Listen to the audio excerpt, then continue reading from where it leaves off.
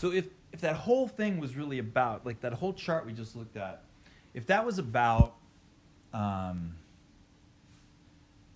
materials and wealth moving towards the core, then this system has to be kept in place some way. In fact, if let's say that I'm one of the people who is which I am, by the way, but let's say I'm one of the people who's benefiting from this system.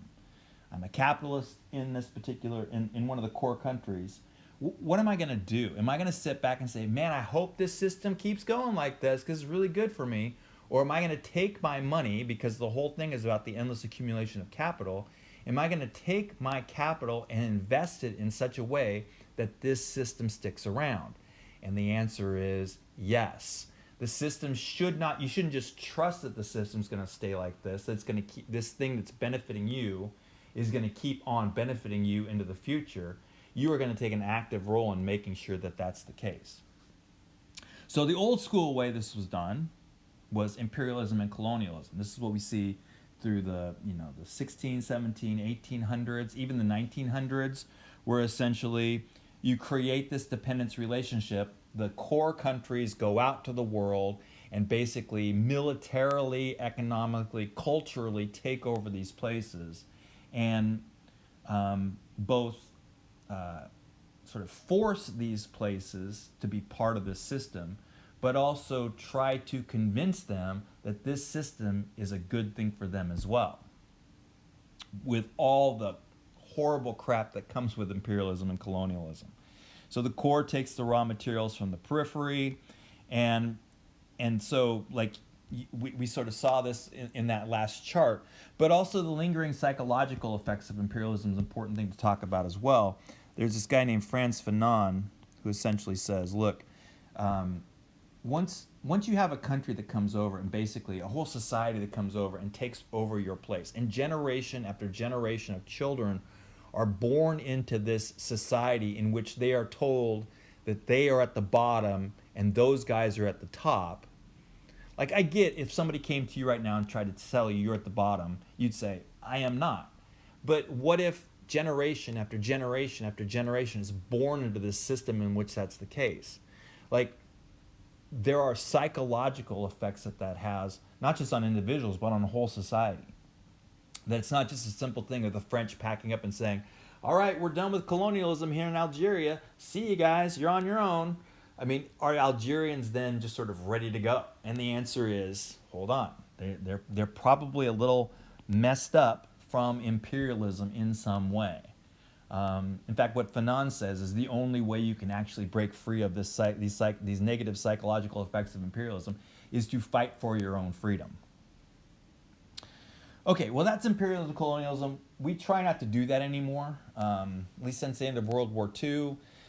But honestly, since the 1970s even, and there's still places in the world that still have imperialism, colonialism going on. We won't go quite into that. But at least since the 1970s, there's been this sort of, that's not cool.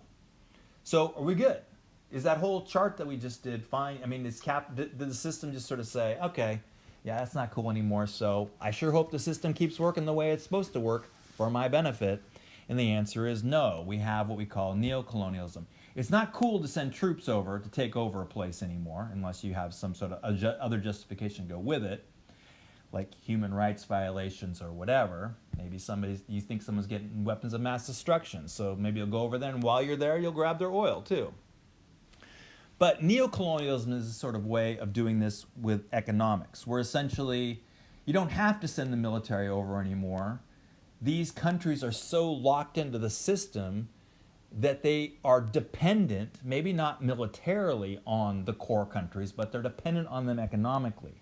So if I say, you know what, I don't like this system anymore, then the core just says, well, screw you, we're going to crush you until the next leader of your country is smarter and wants to play along.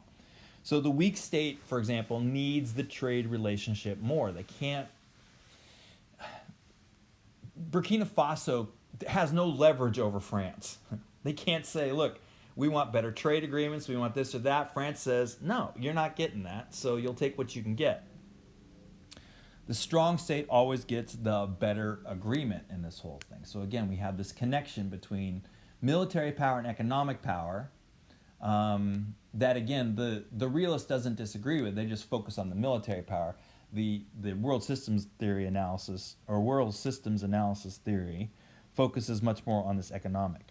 And in this way of thinking, sort of in these theories, the underdevelopment is unintentional. It's systemic. It's not like anybody's sitting at the top of the system, pulling strings and saying, man, I can't wait to make those Burkina Faso people poor.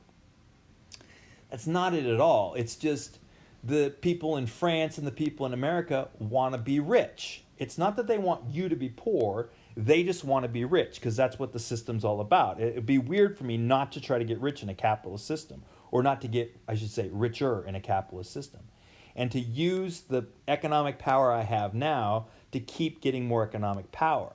That's not me saying I hate the poor and screw the poor or anything like that. It's just I'm just trying to get richer. I have nothing to say about the poor, but my activity to get richer, as we see from that chart, has effects on the poor. I just don't think about that. That's not me doing that. That's just me living my life and ordering things from Amazon.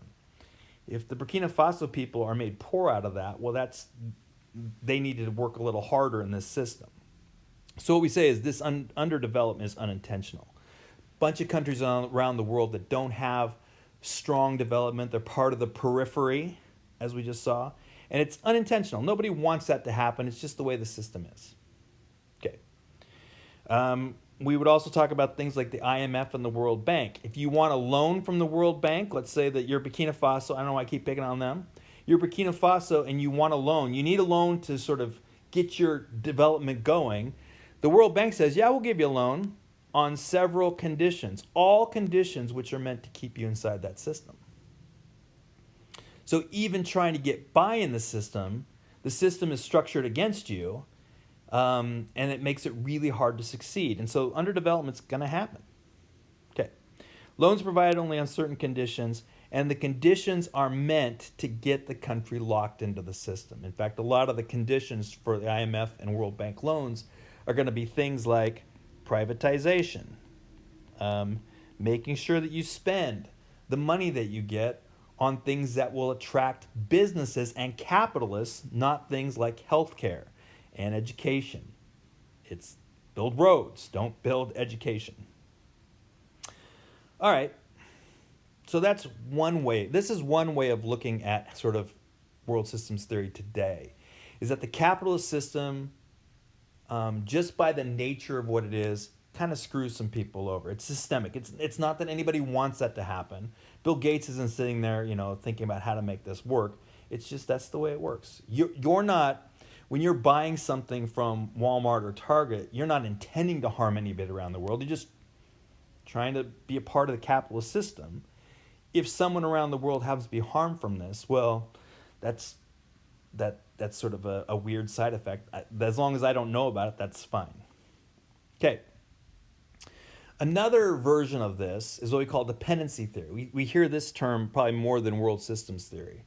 Andre Gunder Frank is just one of the guys that talks about dependency theory.